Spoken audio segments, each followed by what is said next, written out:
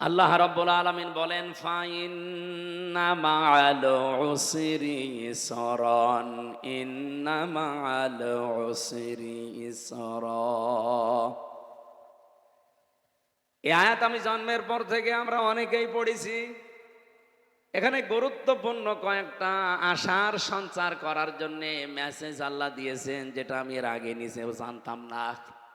যেহেতু জেনেছি, আর বাল্লিগু আন্নি ওয়ালাউ আয়া, একটা আয়াত যদি জানা থাকে মানুষের কাছে পৌঁছিয়ে দাও, সেই নিয়ত নিয়েই বলছি। আপনি দেখবেন আপনার ভালো লাগবে। আল্লাহ পাক বলেন অবশ্যই কষ্টের পরে সুখ, আবার রিপিট করে বললেন অবশ্যই কষ্টের পরে সুখ। বাংলা অর্থ শুনে কিছু বোঝা যাচ্ছে? কিছুই বোঝা যাচ্ছে। এবার আমি একটু গভীরে যাচ্ছি একটু। এই যে উসরুন, এই উসরা শব্দের আগে আল্লাহ আলিফ লাম দিলেন। আলিফ লাম চার প্রকার হয় আরবি গ্রামার অনুযায়ী। এখানে যেটা আছে তার লাম নির্দিষ্ট করার জন্য, আলিফ লাম এটা মারিফা করার জন্য আল্লাহ দিয়েছেন। আল্লাহ উসরুনের আগে দিলেন আমার কোনো সমস্যা না, আমার প্রশ্নও না। প্রশ্ন আমার মার পরে কেন দিলেন? এখানে যারা আলেম আছে তাদেরকে বলছি, মার পরে আল্লাহ দিলেন, এটাও আমার প্রশ্ন ছিল না। আল্লাহ কেন ইন্নার পরে দিলেন? এর আগে আবার ফা দিয়েছেন। এতগুলো কথা কিন্তু বলা লাগতো না। আমরা যারা আলেম আছি উসরুন ইসরা এ বললেই বুঝে ফেলতাম। আলিফ লামও দেওয়া লাগতো না, মা দেওয়া লাগতো না, ইন্না দেওয়া লাগতো না, ফাও দেওয়া লাগতো না। সাধারণ মানুষ হয়তো এটা টের পাননি, কিন্তু আলেমরা তো টের পাচ্ছেন। কেন কষ্টের প্রথমে আল্লাহ আলিফ লাম দিয়ে নির্দিষ্ট করে দিলেন? এটা তাফসিরে ফি জিলালিল কোরআনে পাবেন।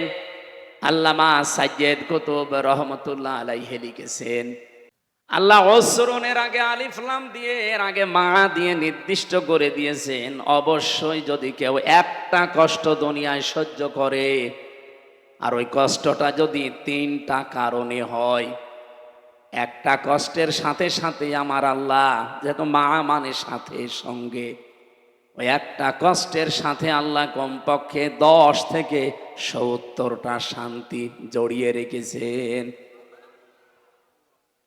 এ পর্যন্ত বোঝেননি? এবার আমি আরেকটু গভীরে যাচ্ছি।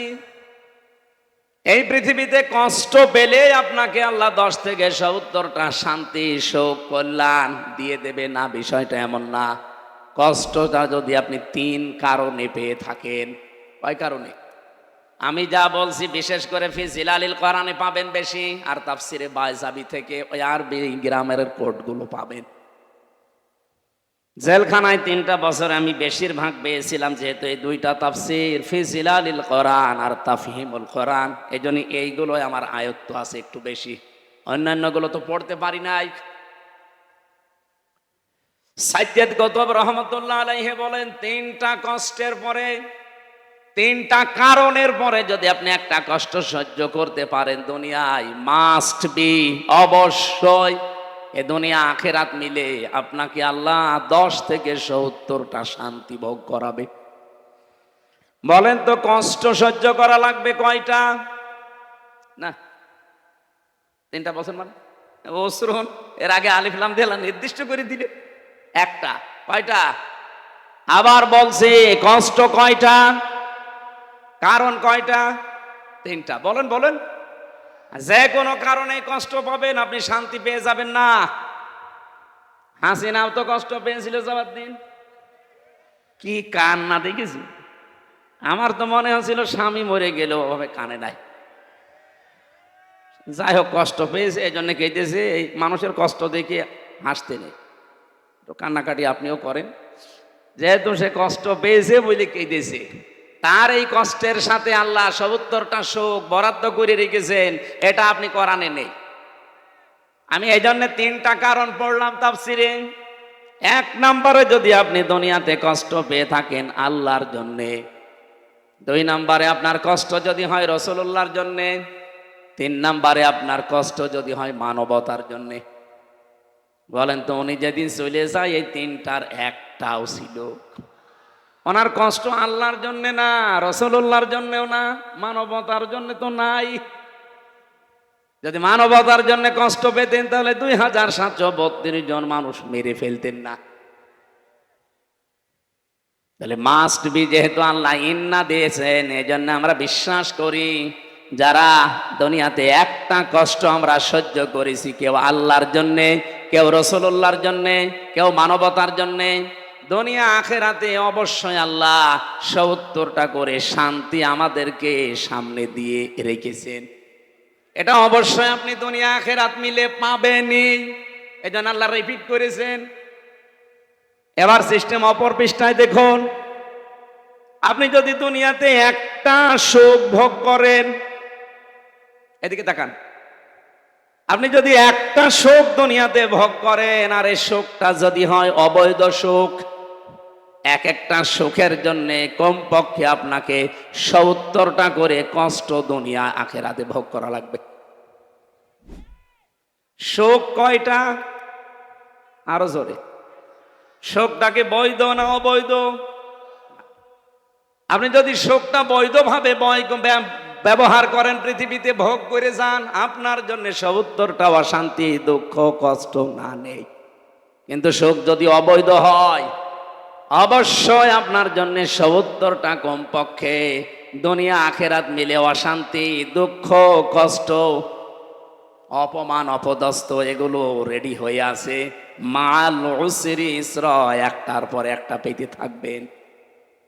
এই যে যারা পরকীয়া প্রেম করেন, এখানে সুখ নেই, এই কথা বলছেন না, শান্তি নেই। এই সুখটাকে বৈধ না অবৈধ? এই এক একটা অবৈধ সুখের জন্য আপনাকে 70টা করে অশান্তি ভোগ করা লাগবে। সুতরাং এই অবৈধ সুখে এখনো যারা আছেন, এই মুহূর্তে কুষ্টিয়ার এই মানুষগুলো তওবা করা লাগবে যে পরকীয়া প্রেমের লাইন যাদের সাথে আছে, আমি এই মুহূর্তে তওবা করলাম। যারা রাজি আছেন হাত তোলেন তো।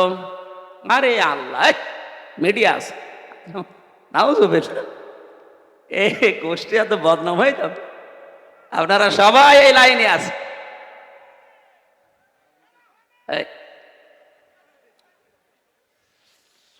কুষ্টিয়াবাসী, আমি হাসির জন্য বলি নাই, এই অবৈধ সুখে আমরা জানছি, দেখতে পাচ্ছি।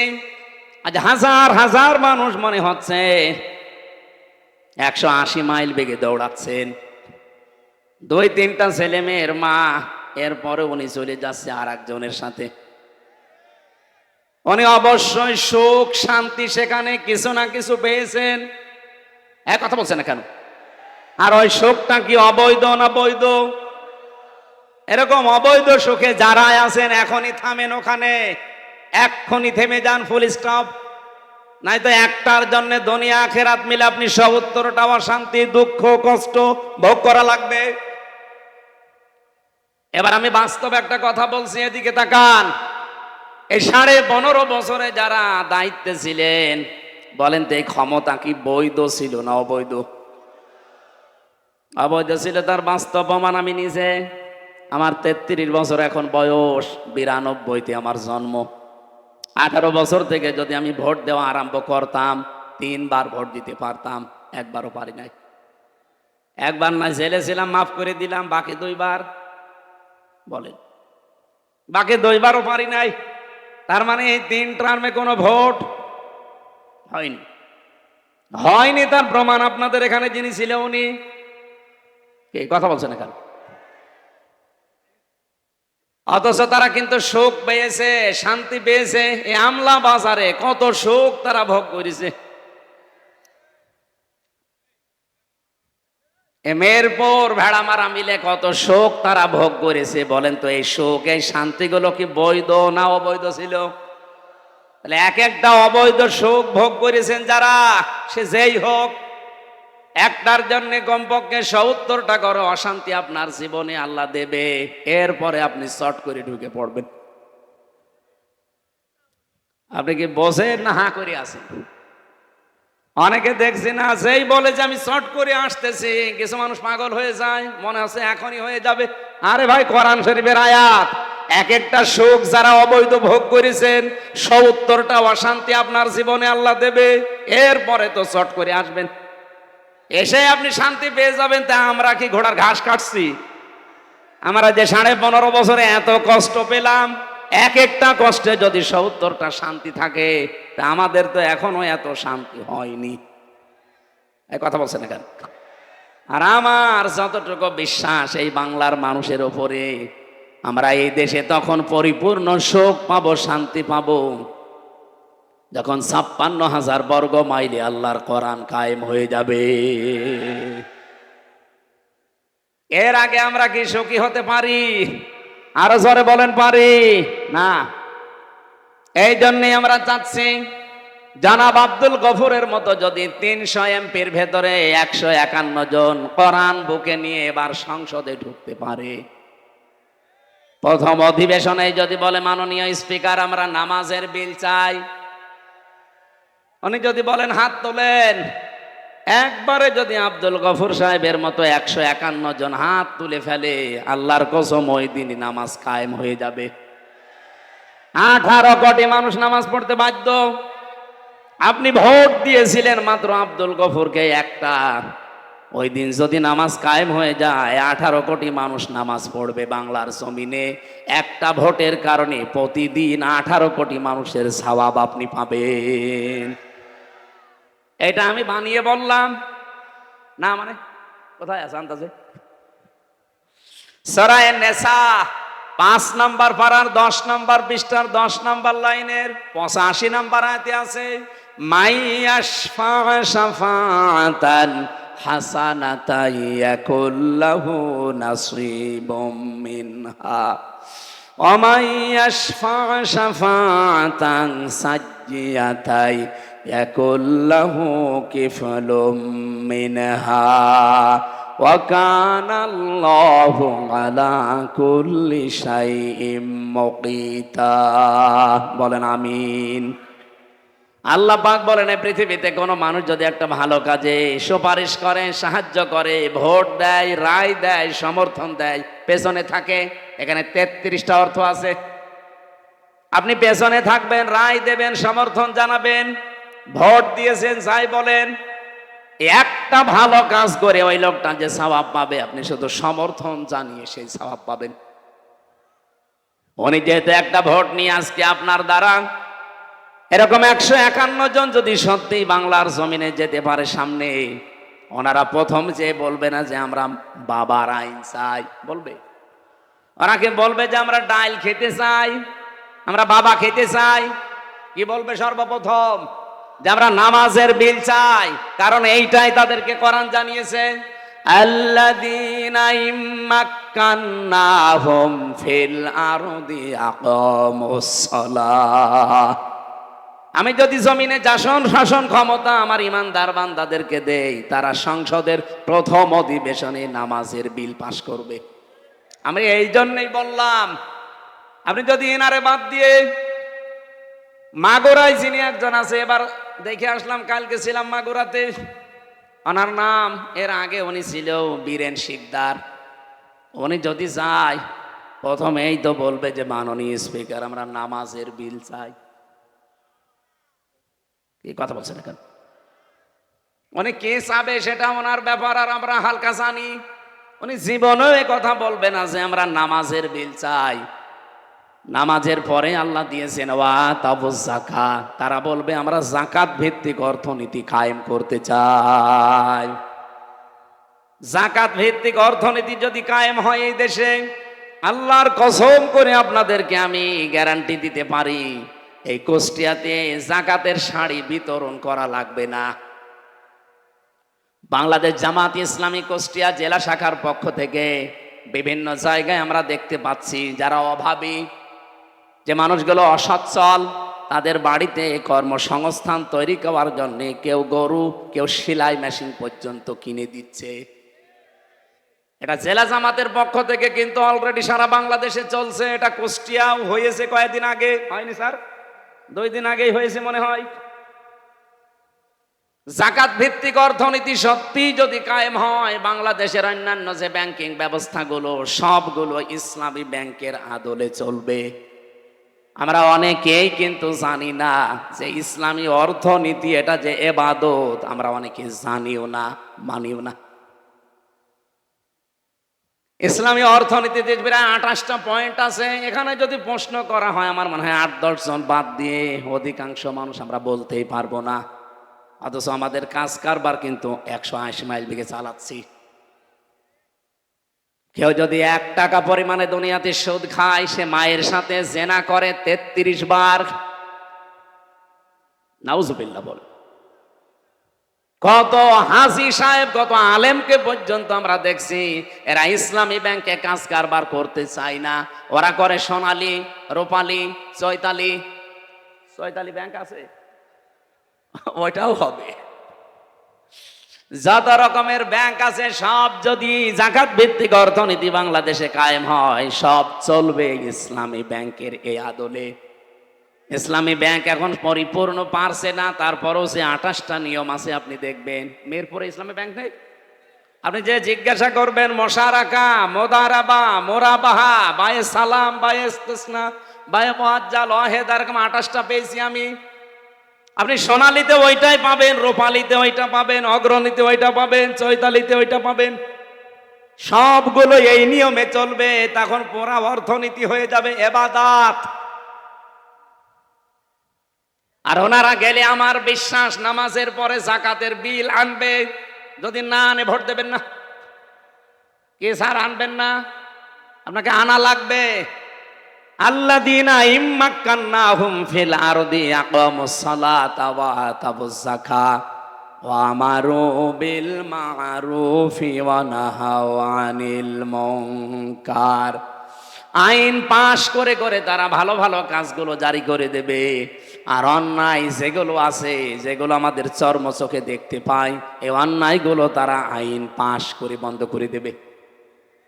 আমি আজ হাদিস পড়েছিলাম, হাদিসের খুব অল্প ব্যাখ্যা বলছি। হযরতে আবু যর রাদিয়াল্লাহু তাআলা আনহু থেকে বর্ণিত, বিশ্বনবী জানিয়েছেন, মানিদ্দাআ মা লাইসা লাহু ফালাইসা মিন্না ওয়ালিয়াতাবাওয়া মাকআদাহু মিনান নার। মুসলিম শরীফের হাদিস। আল্লাহর নবী জানিয়েছেন, এই পৃথিবীতে যেই জিনিস তোমার না, ওই জিনিস যদি নিজের দখলে নিয়ে নাও। আবার তাকান, যেই জিনিস আপনার না, আপনি মালিক না, জোর করে জবরদস্তি করে কোনো কায়দায় যদি নিজের দখলে ওইটা নিয়ে নেন, যখনই ওইটা নিয়ে নেবেন সঙ্গে সঙ্গে আপনি নবীর উম্মত থেকে খারিজ হয়ে যাবেন। কি বললাম আপনি টের পাচ্ছেন? ফালাইসা মিন্না, সঙ্গে সঙ্গে আপনি নবীর উম্মত থেকে বের হয়ে গেছেন। এই হাদিসের প্রথম অংশটা একটু বাংলাদেশের সাথে মিলান। বলেন আপনি এই হাদিসটা যদি আমরা 100% বিশ্বাস করি, 100% মানার দরকার নেই। এক কথা বলছেন না কেন? আগস্টের 5 তারিখের পরে আমরা বহু মানুষকে দেখলাম, যে জিনিস যার না, জোর করে জবরদস্তি করে, সে চাঁদাবাজি করে হোক, ছিনতাই করে হোক, নিজের দখলে নিয়ে নিয়েছে। না কুষ্টিয়ায় শুরু হয়নি? হয়নি মানে আপনি বিভিন্ন ঘাটে যান, বিভিন্ন হাটে যান, স্ট্যান্ডে যান, কত কিছু মানুষ দখল করে নিজের আয়ত্তে নিয়ে নিয়েছে, অথচ ওই জিনিসের মালিক সে না। হ্যাঁ, হাদিসের টিকায় আমি পড়েছি, কোন মানুষ যদি কোনো কিছু হারিয়ে ফেলে, কোনো কিছু যদি তার আয়ত্ত থেকে চলে যায়, আপনি যদি ওইটা আবার ফেরত পান, আপনি ওইটা যদি আবার নিয়ে নেন, তাহলে আপনার জন্য এই শাস্তি না। কথা বুঝেছেন? না না বুঝেননি। কি বুঝেছেন বলেন তো দেখি?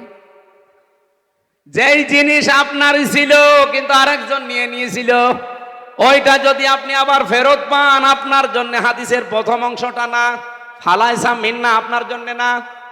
এই যে ইসলামী ব্যাংক যারা জোর করে দখল করেছিল, যাদের জিনিস এখন তারা আবার ফেরত পেয়েছে, কিন্তু অনেকেই বলছে এটা নাকি দখল হয়ে গেছে। আরে ভাই, দখল হলো কি করে?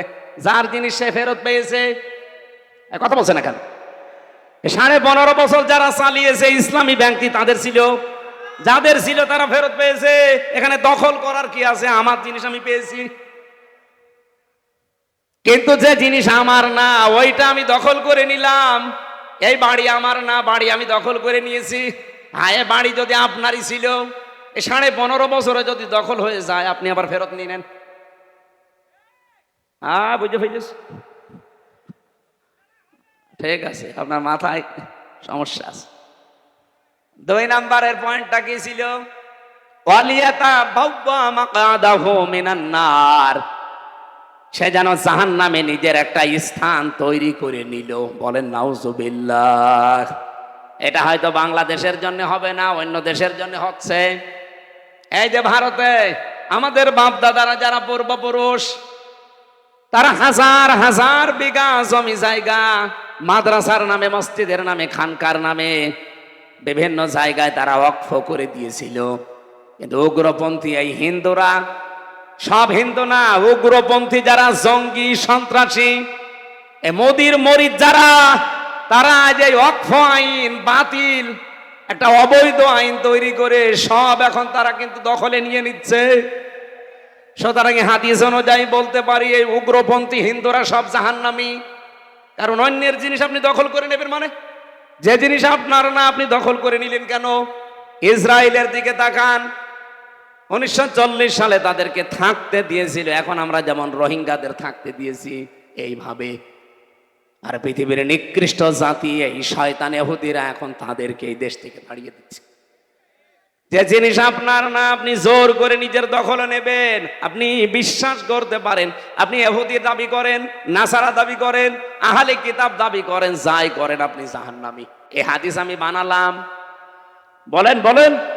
সুতরাং এই বাংলাদেশে যে জিনিস যার ছিল না, যদি জোর করে কেউ দখল করে নিয়ে থাকেন, ওইটা ফেরত দেওয়া লাগবে। কথা বলছেন না কেন? ও যদি ফেরত না দেয়, ও কি নবীর উম্মত আছে? ও নামাজি হতে পারে, রোজাদার হতে পারে, ও হজ করতে পারে, কিন্তু নবীর উম্মত নেই। এই জন্য বক্তব্যের মাঝে ফা আছে, ফালাইসা মিন্না, ও আমার উম্মত নেই। আগস্টের 5 তারিখের পর থেকে এই 8.5 মাসে বাংলাদেশে বহু মানুষ আমরা দেখতে পাচ্ছি নবীর উম্মত থেকে বের হয়ে গেছে। কুষ্টিয়াতেও যারা বের হয়ে গেছেন তারা আবার ফেরত আসেন। যার যারটা নিয়েছিলেন অবৈধভাবে ওকে ফেরত দিয়ে দেন। আমি কথা বোঝাতে পেরেছি ভাই? এটা আমার নিজের জেলা, একটু মায়া মহাব্বত আপনাদের প্রতি বেশি আছে। আপনি জাহান্নামের সিট বুক করে রাখবেন আর আমি দাঁড়িয়ে দাঁড়িয়ে দেখবো? সুতরাং আপনাকে আহ্বান জানাচ্ছি, অবশ্যই আমলটা শুরু করেন। যার যেটা নিয়েছিলেন যদি ওটা আপনার না থাকে, আপনার যদি থেকে থাকে আপনি আবার ফেরত নিয়েছেন, অসুবিধা নেই। কিন্তু আপনার নিজের না, আপনি জোর করে নিজের আয়ত্তে নিয়ে নিলেন। কত মানুষ এখনো এই কাজ চালিয়ে যাচ্ছে বিভিন্ন জায়গায়। এ জেলায় যদি এখনো শুরু না হয়, মেহেরপুরে হয়েছে, চুয়াডাঙ্গায় হয়েছে। আল্লাহর ওলি তো সবই বুঝে ফেলছে, আলহামদুলিল্লাহ। এইরকম শ্রোতা থাকলে তো ওয়াজ করে মজা পেতাম। সব বুঝে ফেলছে, আর আমরা অনেকে এখনো কিছুই বুঝি নাই। দেখেন এখানে অনেক মানুষ বসে আছে, বলছে হুজুর আমি এখনো কিছু বুঝি নাই। এদিকে আসেন, আসে। আপনাকে বুখারী শরীফ দিয়ে, মুসলিম শরীফ দিয়ে, কোরআন শরীফ দিয়ে হবে না। কি শরীফ লাগবে? বাকারি শরীফ লাগবে। আমি সহ যারা এখানে এসেছি, রেকর্ড হচ্ছে সারা দুনিয়ায়, যেখানে ছড়াচ্ছে, আমরা যেন এই হাদিসের উপরে আমল করতে পারি। যে আশার সঞ্চার করেছিলাম যে একটা দুঃখ কষ্ট যদি আমরা সহ্য করি 3টা কারণে, মাস্ট বি আমাদের সামনে আল্লাহ 70টা শান্তি অপেক্ষা করাচ্ছে। আর যারা অবৈধ শান্তি পেয়েছিলেন একটা, এরে একটু বাড়ি পাঠান অথবা মুখ ধরে রাখবেন, কথা বলবেন না। অবৈধ একটা সুখ যদি দুনিয়ায় ভোগ করে থাকেন, আল্লাহর কসম পৃথিবীতে আপনাকে 70টা অশান্তি ভোগ করা লাগবে। আমরা আজ দেখতে পাচ্ছি অনেকে এখনো সামনে অবৈধ অশান্তি ভোগ করার জন্যে, অবৈধ সুখ ভোগ করার জন্যে, শান্তি পাওয়ার জন্যে বিভিন্ন কায়দা কৌশল করছে। না, এটা হতে দেওয়া যাবে না। আপনি সুখ পেতে চান, চেয়ারের সুখ, শান্তি, বৈধভাবে আসেন। বৈধভাবে বাদ দিয়ে আবার সিনিমিনি খেলে বাবা শাহজালাল সব হালাল করে নেবেন, হবে না। এই জন্য যারা বারবার আহ্বান জানাচ্ছেন যে আমরা কিচ্ছু চাই না, শুধু নির্বাচন চাই, নির্বাচন আমরাও চাই, কিন্তু সংস্কার না করে দিলে আবার দিনের ভোট রাতে হয়ে যাবে। কথা বলুন। আপনারা যারা বারবার এটা চাচ্ছেন, আপনার চাইতে আমি আরো বেশি চাই। কারণ আমি আজ 33 বছর জীবনে ভোট দিতে পারলাম না। কেমন করে ভোট দেওয়া লাগে আমি জানিও না। আমার আরো বেশি আকাঙ্ক্ষা না? কিন্তু আমি তো চাই যে আমি দিনের ভোট আবার রাতে দিয়ে ফেলবো। না, এটা আমি আর হতে দেব না। আর এর মাধ্যমে যদি আবার কেউ চেয়ারে বসেন, ওই চেয়ার কি বৈধ হবে না অবৈধ? ওই অবৈধ চেয়ারে বসবেন। আপনি বসেন না বসেন আপনার দরকার নেই, যারা বসতে চায়, যারা এরকম অবৈধ চেয়ারে বসে সুখ শান্তি পেতে চান, একটা কয়টা অশান্তি ভোগ করা লাগবে বলেন বলেন? আমি তো জেনে শুনি আপনি আমার আপনজন, আপনাকে এই রাস্তায় যেতে দেব না, এই কারণে আমরা এত কড়াকড়ি করছি। রব্বুল আলামিন বলেন ওয়ালা তাহিনু ওয়ালা তাহজানু, আমার নির্দেশ, আমার অর্ডার সূরা আলে ইমরান 139 নম্বর আয়াতে আছে, কোনো ভয় নেই, কোনো চিন্তা নেই, হতাশাগ্রস্ত হওয়া যাবে না। ওয়া আনতুমুল আ'লাউনা, যারা আরবি গ্রামার বসে বালাগাত মানতিক পড়ায়, শব্দটা ছিল ওয়া আনতুম আল আ'লাউনা, মুবতাদা খবর। আমরা সব সময় জানি মুবতাদা যদি মারিফা হয় খবর হবে নাকিরা। আল্লাহ আনতুম দিতে পারতেন, এরপরে আলিফ লাম না দিয়ে আ'নাউদা দিতে পারতেন। আলিফ লামটা এমন জায়গায় লাগিয়েছেন আল্লাহ রাব্বুল আলামিন, এই নাকিরা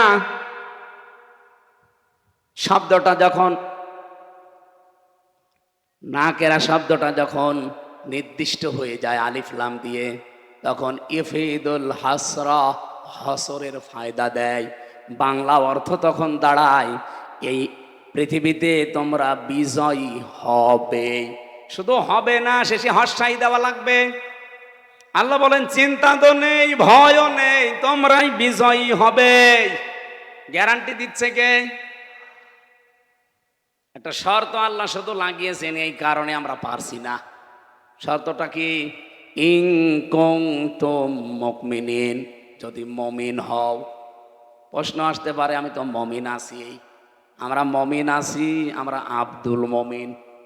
উনি যেমন শুধু গফুর না, উনি আব্দুল গফুর। ওনারে শুধু গফুর বলতে পারবেন? উনি গফুরের বান্দা। আমরা মমিন আছি কিন্তু আব্দুল মমিন, মমিনের বান্দা। আমাদেরকে আমার আল্লাহ পাক যে মমিন হওয়ার নির্দেশ দিয়েছেন, ওই মমিন হওয়া লাগবে। তাহলে আল্লাহর ঘোষণা অক্ষরে অক্ষরে আল্লাহ পালন করবে। আর সেই সংক্রান্ত একটা আয়াতই আমি কোরআন থেকে পড়লাম, সূরা বাকারা 208 নম্বর আয়াত। এইদিকে তাকান, 6666টা আয়াত আছে কোরআনে কারিম, এটা প্রসিদ্ধ। 6236টা আয়াত, এটা বিশুদ্ধ। আপনি যেটাই ধরবেন সেটাই সঠিক আছে। 6666টি আয়াত যদি ধরেন, আপনি কোরআনের একটা আয়াতের 3 ভাগের 1 ভাগ আমি মাত্র পড়লাম। ইয়া আইয়ুহাল্লাযীনা আমানু উদখুলু ফিস-সিলমি কাফা। আল্লাহ এখানে ডাক দিয়েছেন, ওহে যারা ঈমানের দাবি করো তাদেরকে বলছি, উদখুলু, সবাই মিলে প্রবেশ করো, ফিস-সিলমি কাফা, পরিপূর্ণভাবে সিলমনের ভেতরে। সিলমন মানে কি? না না, সালমন মানে শান্তি, আর সিলমন মানে ইসলাম। একে জবাব দিল কে? উনি কি আলেম? শব্দের অর্থ জানে না, আন্দাজে জবাব দেয় কেন? এখানে আলেম বসে আছেন। সেলমন আর সালমন শব্দ দুইটা কিন্তু আলাদা। সালমন মানে শান্তি, সালমন মানে, আর সেলমন মানে, আল্লাহ সেলমন দিয়েছেন উদখুলু ফিস-সিলমি কাফা। যেমন তেমন ভাবে প্রবেশ করলে হবে না, পরিপূর্ণ ভাবে। কোথায় করবেন? সেলমনের ভেতরে। আর সেলমনের আগে আলিফ লাম দেওয়া আছে। আরবি গ্রামারটা যারা জানেন না, হালকা পাতলা একটু আলিফ লাম এর যে প্রকারগুলো আছে ভালো করে একটু আয়ত্ত করবেন, কোরআন বোঝা সহজ হবে। আল্লাহ নির্দিষ্ট করে দিলেন যে আমার ইসলামের ভেতরে প্রবেশ করো। আমি গত কালকে না পরশুদিন আমার আলোচনা ছিল সকালে 20 মিনিট মতো, ওই যে বাংলাদেশ জামাত ইসলামের ওলামা বিভাগের কুষ্টিয়াতে। আমি এই উদখুলু ফিস-সিলমি কাফার উপরে 5টা পয়েন্টে কথা বলতে চেয়েছিলাম। মেহমান আসার কারণে আমি বলতে পারি নাই। আমি এটা এখন রিপিট করছি, আর একটু বিস্তারিত ব্যাখ্যা করতে চাই। যেহেতু আমাদের চিন্তা নেই, ভয় নেই, বিজয়ী হবই, হব না শুধু হবই যদি আমরা মুমিন হতে পারি। আর মমিন হতে হলে আল্লাহ মমিনদেরকে ডাক দিয়েছেন যে ইসলামের ভেতরে পরিপূর্ণভাবে প্রবেশ করো। আমরা যে ইসলামে পরিপূর্ণভাবে প্রবেশ করেছি তার প্রমাণ কি? আপনাকে যদি বলা হয় ইসলামে প্রবেশ করেন, আমি বলি করেছি না। কোরআন শরীফের ভেতরে এই সিলমন শব্দের ব্যাখ্যা আমি যত জায়গায় পেয়েছি, আমার জীবনে আমি এই শব্দটা নিয়ে প্রায় 42টার উপরে তাফসির মিলিয়েছিলাম। আমার এই ছোট জীবনে আমি মিলাতে মিলাতে 42টা মুফাসসিরের সামারাইজ পেয়েছি। এ পৃথিবীতে কোনো মানুষ যদি 5টা বিষয় মানতে পারে, সে যেন নিজে বিশ্বাস করে যে আমি পরিপূর্ণ ইসলামে প্রবেশ করেছি। আপনি দেখেন তো আপনি কয়টায় প্রবেশ করেছেন? কুষ্টিয়াবাসী, আমি আবার বলছি, আমি কিন্তু খুব ভালোবাসি আপনাদের। যদিও আপনাদের এই জেলায় যারা দায়িত্বে ছিল এর আগে আমাকে এই 15টা বছরে জেলায় ঢুকতে দেননি। কোথায় তারা? আজ দোয়া করছে আল্লাহ তাদেরকে হেদায়েত দিয়ে ফেরত নিয়ে আসুক। আর যদি হেদায়েত না থাকে যেন তিনি তার কাছে তুলে নেয়। হেদায়েত না থাকলে আবার আসলে ওই ক্যান্সারের মতো সমস্যা হবে। এজন্য হেদায়েত যদি কপালে থাকে আল্লাহ যেন ফেরত নিয়ে আসে। হেদায়েত না থাকলে ও ছাতা মাতার দরকার নেই, তারা যেন আল্লাহর কাছে সরাসরি চলে যায়। এজন্য খুব ভালোবাসা নিয়ে বলছি, আমরা চাই প্রত্যেকে আমরা পরিপূর্ণভাবে ইসলামে প্রবেশ করব, না আংশিক? বলেন পরিপূর্ণভাবে যদি কেউ ইসলামে প্রবেশ করতে চান, প্রথমে তাকে মানা লাগবে আল্লাহর কাছে সে যেন আত্মসমর্পণ করে। এই ব্যাখ্যায় আমি পেয়েছি সূরা বাকারার 131 নম্বর আয়াত। রব্বুল আলামিন বলেন, ইয ক্বালা লাহু রাব্বুহু আসলিম ক্বালা আসলামতু লিরাব্বিল আলামিন। বলেন আল্লাহু আকবার। আমাদের জাতির পিতা যিনি হযরত ইব্রাহিম আলাইহিস সালাম, রব্বুল আলামিন তাকে বলেছিলেন আত্মসমর্পণ করো। তিনি বললেন আমি আত্মসমর্পণ অলরেডি করে ফেলেছি। কিভাবে করেছিলেন? গাছের মাথায় বসে কোড়াল দিয়ে তিনি কাঠ কাটছিলেন। আল্লাহ পাক বলেন ইব্রাহিম আত্মসমর্পণ করো। উনি বলেন কিভাবে? বলেন ওখান থেকে খাতনা করো। গাছের মাথায় বসে কোড়াল দিয়ে খাতনা করে ডাক দিলেন আসলামতু লিরাব্বিল আলামিন।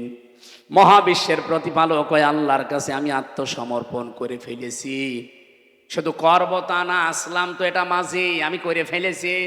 এখন থেকে আমার নিজের ইচ্ছা মতো আর কিছু হবে না, আল্লাহর ইচ্ছাই আমার ইচ্ছা।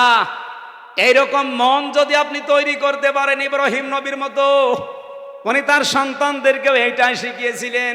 আমরা যেহেতু ইব্রাহিম নবীর রূহানি সন্তান, এদিকে তাকান, ওয়াসাসা বিহা ইব্রাহিম বানিহি ওয়া ইয়াকুব ইয়া বানিয়া ইন্নাল্লাহা আসতাফা লাকুমুদ্দীন ফালা তামুতুন্না ইল্লা ওয়া আনতুম মুসলিমুন।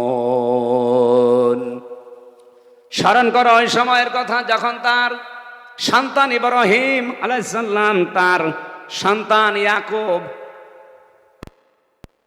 ইব্রাহিম এবং ইয়াকুব তার নিজের সন্তানদেরকে ওসিয়ত করছিলেন, উপদেশ দিচ্ছিলেন, এই ওয়াজ করছিলেন।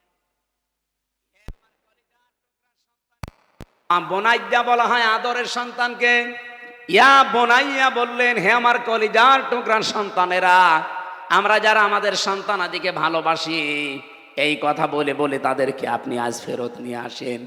ইন্নাল্লাহ, অবশ্যই আল্লাহ, ইস্তফা, মনোনীত করেছেন, লাকুমুদ্দিনা, তোমাদের জন্য দিনকে। দিন মানে রাতের পরে যেটা আসবে ওইটা। বলেন দিন মানে কি? দিনের প্রায় 19টা অর্থ আমি পেয়েছি। দিন মানে কি, এটা যেহেতু গুরুত্বপূর্ণ একটা বিষয়। আর কবরে যাবার পরেই মার রব্বুকার পরে 2 নাম্বার প্রশ্ন হবে মা দিনুকা, তোমার দিন কি? দিন মানে শুধুমাত্র যে রাতের পরে দিন আসে এই দিন না। দিন মানে ধর্ম, দিন মানে রাষ্ট্রীয় ব্যবস্থা, দিন মানে আনুগত্যের বিধান। একটা সবগুলো অর্থ আপনি কোরআনে পাবেন। দিনের এতগুলো অর্থ আমার আল্লাহ নিজে কোরআনে করেছেন। আমি প্রায় 19টা লিখেছি এখানে। একটা তথ্য বলতে গেলে অনেক সময় লাগবে, এজন্য হয়তো এদিকে যাওয়া যাচ্ছে না। তারপরে একটু হালকা বলা দরকার। দিনের যতগুলো অর্থ গুরুত্বপূর্ণ তার ভেতরে দিন মানে, আমি একটা বলছি, আমি একটার উপরেই ব্যাখ্যা করব। দিন মানে জীবন ব্যবস্থা। দিন মানে কি বলেন বলেন? কোরআনে কারিমে এরকম বহু আয়াত আমি সিরিয়াল হিসাবে পেয়েছি। আফা গায়রা দীনিল্লাহি ইয়াবগুন ওয়ালাহু আসলামা মান ফিস সামাওয়াতি ওয়াল আরদ তাওআন ওয়া কারহা ওয়া ইলাইহি ইরজাউন। দলিলগুলো লম্বা করা যাচ্ছে না, কারণ আমার 1 ঘন্টা সময় আর 5-7 মিনিট আছে। আমি গুলো পয়েন্টগুলো বলছি। হযরত ইব্রাহিম এবং ইয়াকুব নবী তাদের সন্তানদেরকে যেটা বলেছিলেন, এটা শুধু সন্তানদের জন্য খাস না, যেহেতু কুম শব্দটা আছে এজন্য এর ভেতরে আমরা দুনিয়ায় যত মানুষ ইব্রাহিমের সন্তান তারা আছি না নেই। তার মানে ওই আদেশটা, ওই নির্দেশটা, ওই উপদেশটা ইব্রাহিম নবী আমাদেরকেও দিয়েছিলেন। হ্যাঁ, আমাদের কলিজার টুকরা সন্তানেরা, অবশ্যই তোমাদের জন্য আল্লাহ মনোনীত করেছে একটা দিন। এই পৃথিবীতে এখন 4,500 ধর্ম আছে, দিন আছে। কয়টা? আমার খুতবা যারা শুনেছেন, প্রথম খুতবা কি ছিল? আনাশহাদু আন্না মুহাম্মাদান আবদুহু ওয়া রাসূলুহুল মাবউসু ফিনা বিল হুদা ওয়া দীনিল হাক্কি লিইযহিরাহু আলাল আদিয়ান। আমরা সাক্ষ্য দিচ্ছি মুহাম্মদুর রাসূলুল্লাহ, যাকে আল্লাহ এই দুনিয়াতে সত্য দিন দিয়ে হেদায়েত সহকারে পাঠিয়েছিলেন। কেন? লিইযহিরাহু আলাদ-দীনি কুল্লিহি, লিইযহিরাহু আলাদ-দীনি আলাল আদিয়ান। দুনিয়ায় যত দিন আছে, আর আমি এই আলাল আদিয়ান শব্দটা ব্যাখ্যা করতে গিয়ে পেয়েছি তামাম দুনিয়াতে এখন দিন আছে, ধর্ম আছে 4,500। 4,500 ধর্মের ভেতরে আল্লাহর কাছে পছন্দনীয়, মনোনীত একটাই ধর্ম, একটাই দিন, একটাই জীবন ব্যবস্থা, তার নাম ইসলাম। ইন্নাদ-দীনা ইনদাল্লাহিল, আরো জোরে বলেন, আমাই ইয়াবতাগি গায়রাল ইসলাম দীনান ফালা ইউকবাল মিন। এইজন্য আমাদেরকে ও নির্দেশ দিচ্ছেন আমাদের বাবা ইব্রাহিম নবী, যে পৃথিবীতে তোমাদের জন্য আল্লাহ মনোনীত করেছেন, পছন্দ করেছেন, ইস্তফা, আল্লাহ নির্বাচিত করেই দিয়েছেন একটা দিনকে। সুতরাং সেই দিনের ভেতরে পরিপূর্ণভাবে দাখিল হতে হলে ফালা তামুতুন্না, মরবানা ইল্লা ওয়া আনতুম মুসলিমুন, যতক্ষণ মুসলমান না হও। ইসলামের ভেতরে প্রবেশ করার প্রথম যে টার্গেটটা বললাম, আত্মসমর্পণকারী হওয়া লাগবে। এই ময়দানে যারা এসেছেন, যারা শুনতে পাচ্ছেন, সিদ্ধান্ত নিয়ে ফেলেন, আমি ইসলামে পরিপূর্ণ প্রবেশ করতে চাই। এখন থেকে আমার মন মতো আর কোনো কথা কাজ হবে। আল্লাহর যেটা নির্দেশ ওইটাই আমার নির্দেশ, আল্লাহর যেটা চাওয়া ওইটাই আমার চাওয়া। এর নাম আত্মসমর্পণ। 2 নম্বরে, এখন দলিলগুলো এত লম্বা করা যাচ্ছে না, 2 নম্বরে পেয়েছি ইখলাস। আপনার ইখলাস লাগবে। নবীকে আল্লাহ আদেশ দিয়েছেন, ওমা উমিরু ইল্লা লিয়াবুদুল্লাহা মুখলিসিনা লাহুদ্দিন। 3 নম্বরে আপনার লাগবে শুধু ইখলাস হলে হবে না, আকীদা বিশুদ্ধ করা লাগবে। আমার মা বোনেরা যারা বসে আছেন, বহু মা বোনের আকীদার ভেতরে সমস্যা আছে। সন্তান যখন একটু দেরি করে হয়, তখন তাদের আকীদা পাল্টিয়ে যায়। আল্লাহর প্রতি আর বিশ্বাস, আকীদা থাকে না, তখন তাদের বিশ্বাস, ভরসা, আকীদা হয়ে যায় বিভিন্ন পীর ফকিরের উপরে।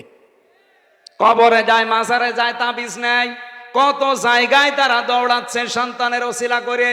অথচ আমাদের জাতির পিতা হযরত ইব্রাহিম আলাইহিস সালাম প্রায় 85 বছর পর্যন্ত বিয়ের পরে তার সন্তান হয়নি। কোনো দিন তিনি কোনো মাজারে গিয়েছেন, কোন কবরে, কোন পীরের কাছে? হ্যাঁ বলুন। মুসলমান মেয়েদের ভেতরে এখন বিশ্বাস পাল্টিয়ে যাচ্ছে, এরা তাবিজ ছাড়া কিছু বুঝতে চায় না। সেদিন বগুড়াতে এক লোক এসে আমারে বলছে, হুজুর আপেল পড়ে দেন। আমি সূরা ফাতিহা পড়ে ফু দিলাম। আমার কানের কাছে মুখ নিয়ে বলছে, হুজুর এমন ভাবে আপেল পড়বেন যেন ছেলে হয়। আপেল দিলাম ফেলে, আপেল কই ফেলে দিয়েছে। কেন? আরে ভাই, আপেল পড়ে যদি ছেলে হয় তো আমার ম্যাডামের 3টা মেয়ে হইতো না? আমি শুধু ম্যাডামরে আপেল খাওয়াতাম। আপনি এসেছেন আমার কাছে আপেল পড়া নিয়ে ছেলে হওয়ার জন্য, আমি কি বসে থাকতাম? সম্মানিত মা বোনেরা, আকীদা সাফ করা লাগবে। এই বাংলাদেশে পুরুষদের ভেতরে এখন একটা আকীদা বদ্ধমূল হয়ে আছে যে ক্ষমতায় মনে হয় জনগণ দিতে পারে। এই আকীদা নেই আমাদের, এই বিশ্বাস আমাদের অনেকের নেই। আপনি মুশরিক, ইসলামে এখনো পরিপূর্ণ আসতে পারেননি, কারণ আকীদা সাফ করা লাগবে আপনাকে। আল্লাহ যেটা পারে ওইটা অন্য কেউ পৃথিবীতে পারে। বলেন বলেন, আমেরিকা পারতে পারে, রাশিয়া পারতে পারে, ভারত পারবে। অনেকে তো বিভিন্ন দিকে দৌড়াচ্ছে এই কারণে না। আকীদা সাফ করেন। ইসলামে যদি পরিপূর্ণ প্রবেশ করতে চান, আল্লাহ যেটা পারে ওইটা অন্য কেউ, আরো জোরে বলেন, অন্য কেউ। এ পৃথিবীতে আল্লাহ আইন তৈরি করতে পারে শুধু তুমি একা, আর কেউ পারে না। সূরা আলে ইমরান 164 54 নাম্বার আয়াতে আছে, মাঝের অংশে 4 নাম্বার পারা 9 নাম্বার পৃষ্ঠার 3 নাম্বার লাইনে আছে। সুতরাং আল্লাহর আইন বাদ দিয়ে অন্য কারো আইন যারা প্রতিষ্ঠা করার চেষ্টা করেন, বিশ্বাস করেন, আপনি মুশরিক হয়ে গেছেন, আপনি শিরিক করছেন। এ বাংলাদেশে এই পার্সেন্টেজ পাওয়া যাবে না। আল্লাহ তো আল্লাহ আমাদেরকে হেফাজত করুন, বলেন আমিন।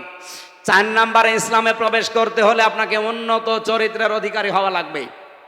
এই পৃথিবীতে প্রত্যেকের চরিত্র, আমরা অনেকের চরিত্র দেখেছি, সামনে অনেকে দেখতে পাবো। উন্নত চরিত্র বানাতে হলে একমাত্র ব্যক্তি আছে, মুহাম্মাদুর, আরো জোরে বলেন মুহাম্মাদুর। তার 63 বছর, বিশেষ করে 40 থেকে 63, এই 23 বছরের 1 সেকেন্ড আপনি বাদ দিতে পারবেন না। অনুসরণ করলে এগুলো অনুসরণ করা লাগবে। বহু মানুষ বলে যে হুজুর আমরা আছি 1 থেকে 40 পর্যন্ত, কিন্তু 40 থেকে 63 এই 23 বছরের ঝামেলা ওর ভেতরে নেই। এমনকি বহু মানুষকে আমি এখন শুনতে পাই, তারা বলে আমরা 40 থেকে 53 এই 13 বছর মানি, কিন্তু বাকি যে 10 বছর উনি খালি যুদ্ধ বিগ্রহ করেছেন, এই জন্য একটু ঝামেলা, ওই 10 বছরে আমরা নেই। আরে ভাই, 13 বছর যদি আপনি মানতে পারেন মক্কার জীবন, 10 বছর মদিনার জীবনও মানা লাগবে। আমরা যারা 13 বছর কষ্ট করলাম, এখন মদিনার 10 বছর আমরা অন্তত শান্তি করতে চাই। এই কথা বলছেন এখন, 13 বছর কষ্ট না, 15 বছর করেছে, আরো 2 বছর বেশি। সেই হিসাবে আমরা একটা আশা করতে পারি, নবীজি যেমন 10 বছর রাষ্ট্রীয় ক্ষমতায় ছিলেন, আগামীর 10 বছর বাংলাদেশে কোরআন ক্ষমতায় থাকবে। এটা দেখতে চান না? কারা কারা চান দেখি? লিল্লাহি তাকবীর, আল্লাহুম্মা আমিন। লা ইলাহা ইল্লা আনতা সুবহানাকা ইন্নী কুনতু মিনাজ জালিমিন। রব্বানা যালামনা আনফুসানা ওয়া ইল্লাম তাগফির লানা ওয়া তারহামনা লানাকুনান্না মিনাল খাসিরিন। রিভাব দেন। রব্বুল আলামিন, আমার প্রাণ প্রিয় জেলা কুষ্টিয়া, মেরপুর থানা রামলা এলাকার দিকে তোমার নজরটা একটু কুদরতি নজরটা দাও। হাজার হাজার বান্দা বান্দি আমরা কোরআনের কিছু কথা হেদায়েতের নিয়তে শুনেছি, যতটুকু শুনলাম এগুলোর উপরে আমাদের জীবন চালানোর তৌফিক দাও। তোমার নির্দেশ ছিল উদখুলু ফিস সিলমি কাফা, পরিপূর্ণভাবে ইসলামে প্রবেশ করো। কিভাবে পরিপূর্ণ ইসলামে প্রবেশ করা লাগে আমরা হালকা কিছু টাচ পেয়েছি। এই 5টা বিষয়ের উপরে আমাদের প্র্যাকটিক্যাল লাইফ তুমি সেট করে দাও। এ বিশাল আয়োজনে ইসলামী সমাজ কল্যাণ পরিষদ আমলা মিরপুর কুষ্টিয়া যারা আয়োজনে আছে, এই মানুষগুলোকে তুমি কোরআনের ইজ্জতে কবুল করো। রব্বুল আলামিন, মাহফিলের সম্মানিত সভাপতি, আমাদের মুরব্বী জননেতা জনাব আব্দুল গফুর, তোমার গোলামকে মাফ করে দাও, তার মা বাবাকেও ক্ষমা করে দাও। আজকের প্রধান অতিথি অধ্যাপক মাওলানা আবুল হাশেম, তার মা বাবাকে তুমি এই মুহূর্তে ক্ষমা করে দাও। তার স্ত্রী পুত্র সন্তান আদি যেগুলো দিয়েছো সহি সালামতে রাখো। দিনের যে বিশাল দায়িত্ব তার কাঁধে তুলে দিয়েছো, সততার সাথে ইখলাসের সাথে পালন করার তৌফিক দাও। যত অতিথি এখানে বসে আছে আল্লাহ ওমরের মতো বানিয়ে দাও। সম্মানিতা মা বোনদেরকে তুমি খাদিজাতুল কুবরার মতো কবুল করে নাও। এ মাহফিলের বরেণ্য সদস্য যারা, এই মানুষগুলোকে হাসান হোসাইনের মতো বানাও। রব্বুল আলামিন, আমার এই কুষ্টিয়া জেলার মাটির নিচে যারা ঈমান নিয়ে ঘুমিয়ে আছে, আল্লাহ কোরআনের ইজ্জতে কিয়ামত পর্যন্ত তাদের মাফ করে দাও। কবরগুলোকে জান্নাতুল ফেরদাউস তৈরি করে দাও। আগামীর এই দেশটা তুমি কোরআনের হাতে তুলে দাও। চর্ম চোখে বড় দেখার স্বাদ জাগে। ৫৬,০০০ বর্গ মাইল তোমার কালাম দিয়ে চলছে।